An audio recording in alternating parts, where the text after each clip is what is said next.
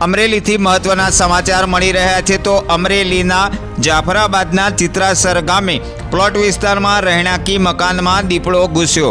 હમીરભાઈ પીઠુભાઈ બામણિયાના પત્ની ઘરે જ્યારે વાસણ સાફ કરતા હતા તે સમયે અચાનક જ દીપડો દોડી આવ્યો।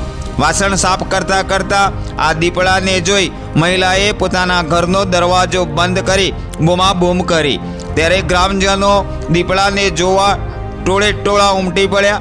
હમીરભાઈ પીઠુભાઈ બામણિયા મકાન માલિક દ્વારા ગામના સરપંચને તાત્કાલિક ધોરણે જાણ કરી, ત્યારે સરપંચે પણ તાત્કાલિક વન વિભાગની ટીમને જાણ કરી, ત્યારે વન વિભાગની ટીમ ઘટના સ્થળે પહોંચી દીપડાનું રેસ્ક્યુ હાથ ધર્યું। વન્ય પ્રાણીઓ જંગલ છોડી રેવન્યુ અને રહેણાંક વિસ્તારોમાં ઘૂસવાની ઘટનાઓમાં આ વિસ્તારમાં વધારો થતાં લોકો ચિંતાતુર બન્યા છે। રિપોર્ટર વીરજી શિયાળ, ખબર વડાલી, અમરેલી।